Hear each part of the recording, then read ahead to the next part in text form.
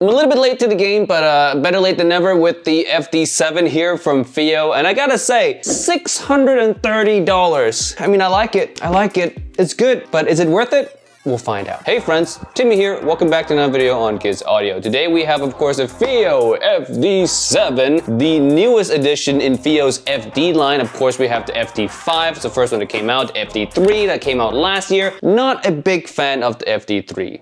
Don't really recommend it. And now the FD7 coming in at a whopping $630, $180 more than the previous FD5. So the big question in this video is that, is it worth the extra $180 to upgrade to the FD7? And how much better is the FD7 to the FD5? In today's video, of course, we're gonna be making that comparison, also reviewing this unit as a whole, going over sound signature, some of the stuff that you get with this package, seeing that you're spending a lot of money. There better be some premium accessories, and good news is there is a lot of really good accessories in here. But yes, let's jump into first what you get in the box. So first, when you open the box, you're gonna get the FiiO hard case. Now this is a really nice case. It's really well made. I love the design on this. It feels premium all the way through. One big problem is that it is huge. Like, when are you ever gonna use this? Love the case. I have a few of them now, but to be honest, I just never use it. The next thing you're gonna notice are nozzles, interchangeable nozzles. Now, a lot of brands are starting to use this now or provide this in their IEM now. Kato just did one, Moondrop Kato. Now, these nozzles, I mean, they look cool. They change the sound a little bit, but they don't really change the sound all that much. I mean, the bass one just lowers the treble a little bit, which makes the sound even more warm. We'll get into the sound signature later, but that really didn't sit too well with me. And the treble just adds more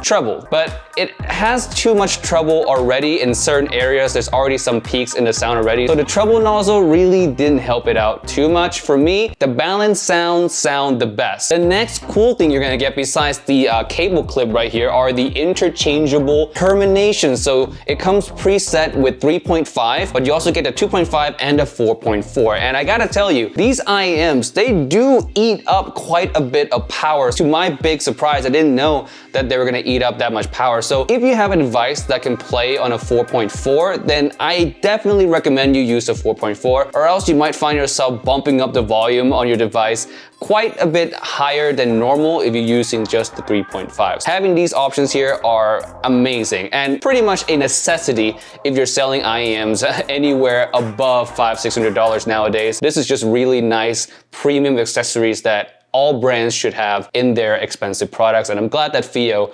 has them here. Lastly in the box, just an assortment of tips. I mean, there's a whole bunch of these, man. There are spin fit tips, which are quite expensive tips. Spin fits aren't cheap, man. We have bass tips, vocal tips, we have balance tips, memory foams, and tri-flange. So try these out, find which one's best for you. I mean, there's just so many options here. You're bound to find one that works. If you like foam, they have it. If you like silicone, they have it. Tri-flange, they have it. Spin fits, they have it. FiiO, you're just too good with these accessories. I love FiiO's accessories. This is cool. Now, of course, inside the box, you also get the IEMs and the cables themselves, right? The FD7, the build of it is phenomenal. I love the look of it. It's like gunmetal gray with gold accent. It's really heavy duty. The metal feels so nice, super well designed, super well built. And it also has this kind of like rough, sexy ruggedness to it as well. I don't know how to explain that to you guys well, but it's a sexy looking IEM, well built, sexy beast right here. And the cables, they're rocking, man. I love these cables. One of the best default cables you can ever get coming inside the box with the IEM. Overall, accessory-wise and quality of the engineering that goes into each piece of the product is worth, you know, what it's charging for. It's charging $630. You're getting all the bells and whistles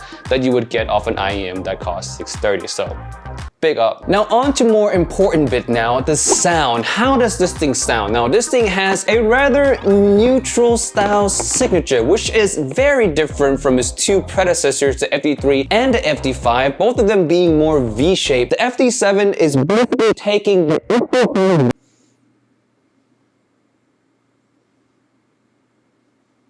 my audio got messed up. So that's unfortunate, and even more unfortunate that it ran for quite some time in the bass and the mid-range section of the video. So I'm gonna redo that part for you guys right now. So the FD7 is essentially the FD5, but more flattened out. So the FD5 is more of a V-shaped IEM, while the FD7 retains a lot of what the FD5 is, but just a bit more neutral. So the mid-range is, instead of being recessed like the FD5, is more neutral, more flat. The bass is tamed down down. Also, the treble is significantly tamed down from the FD5, giving the FD7 more of a natural feel. Now, the bass of the FD7 still hits with quite good impact. Now, I wouldn't say it has that beryllium impact that a lot of you guys talk about. For me, I've never really get what beryllium impact really means, but bass doesn't really hit as hard as some of you guys might like. Mid-range wise, it has a warm-ish kind of mid-range. So male vocals and instruments that live in the lower octave are gonna sound more meatier, more hefty, if you will, and overall comes across just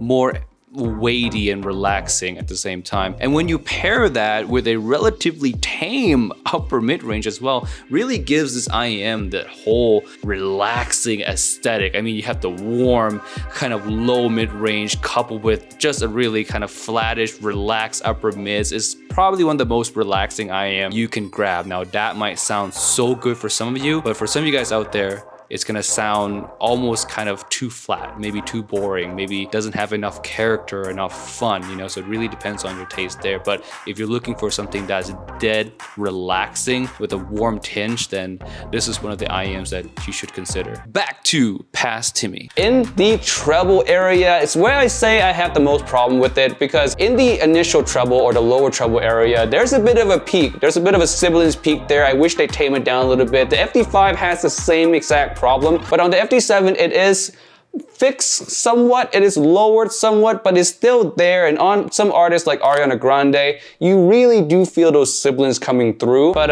you know, at least it's better than what the FD5 could deliver. One of the biggest problems for me in the treble, however, is going to be in the treble air, the treble extension. It just has this sense of darkness towards the way end of the treble. There's a clear lack of air. Yeah, I can't shake that sense of just lacking of headroom that these IEMs have. But besides that, the bass, the mid-range, the treble, they work together pretty well. And again, I do quite like the signature on these IEMs. I like the relaxing feel, and I actually feel quite unique in my own personal collection because I don't have a lot of IEMs that just lean straight relaxing. I can only really think of one other IEM that we're gonna compare this one to later as well in the video that has a similar signature, and it's quite a breath of fresh air sometimes to listen to something different from what I'm used to listening to. So I'm glad that I have this one in my collection now. But for the majority of you out there who's looking to maybe buy this as like the upgrade IEM, or some of you guys see the $600 price tag, you guys might think, oh, this is an endgame IEM for me. Is this a good endgame IEM? I would say as your only endgame IEM right now, I really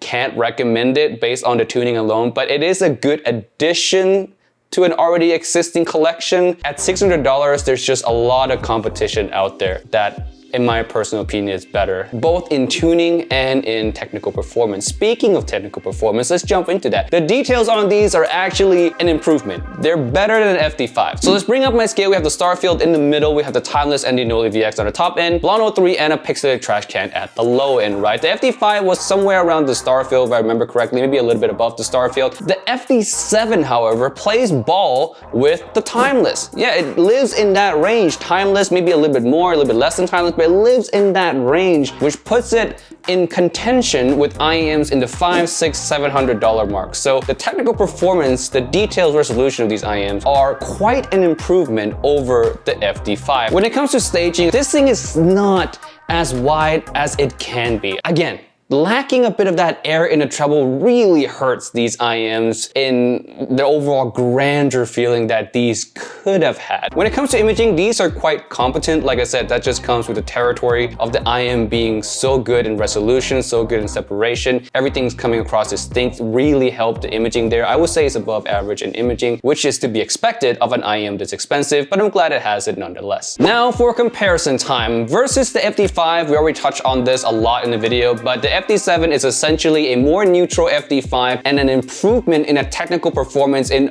every single way possible. For me, it is my favorite in the FD line of FiiO. FiiO has many lines, FD, FH, FA. For the FD line, the FD7 is my favorite. Now, for the comparison that I've been wanting to make throughout this whole entire video, this IEM has similar sound signature to the FD7. This one is the Sony M7. Both of them have a very neutral, warm low end, almost identical feeling low end. In the mid-range, they're really similar as well. The biggest difference comes in the upper mids and the treble. The upper mids, the Sony M7 has a touch more energy than the FD7, and in the treble, the peaks of the FD7 is something that the M7 does not have. The M7 is smooth from bottom to top, the most pleasing and easiest to listen IEM you'll ever listen to, but also one of the most boring IEM you can ever listen to. I mean, this thing is safe as safe can be. And I only really use this when I work on videos. I don't use it to listen to music because to me, it's just so safe.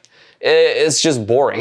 The signature, so there's no character to this IEM. So yeah, it's good. It's great tuning, but just a little too flat. I would say the FD7 has a touch more character. The bass hits a little bit harder. Impacts are better. Technical performance wise, they're very similar. In the treble area, I would say I prefer a little bit of a tamer treble in the M7 because, like I said again, the FD7 can be a little bit peaky, but coming with that peakiness is a bit more energy than what the M7 can deliver, making the FD7 a little bit more fun than what you can find here in the M7. The biggest takeaway when comparing these two IEMs is their price. The M7 is $130 cheaper. Now, of course, this is more well built, you get better accessories, but you know, when it comes to sound, they're very close. So for me, the FD7, my final verdict on it, even though I like the sound signature because I like the M7, of course I'm gonna like the FD7. I like the sound signature, I love the build, I love the accessories, but I don't like the price, you know? $630 in today's extremely competitive market is just something that is hard to recommend. It's hard to recommend this despite how much I wanna recommend this thing to you guys. It's a good IEM. There are just other IEMs that completely outclass it in my personal opinion. And just jumping into Moondrop Variation as a prime example, that one just completely is a grade above this in almost every single way. I would say you should only get it if you want this kind of warm, relaxed signature that might work well with genres like jazz or male vocals, anything of more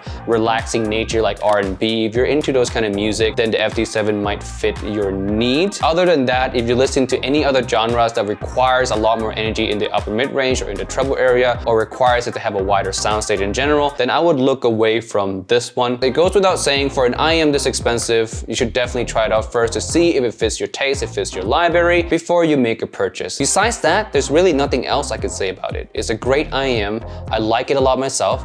It's just a little bit too expensive.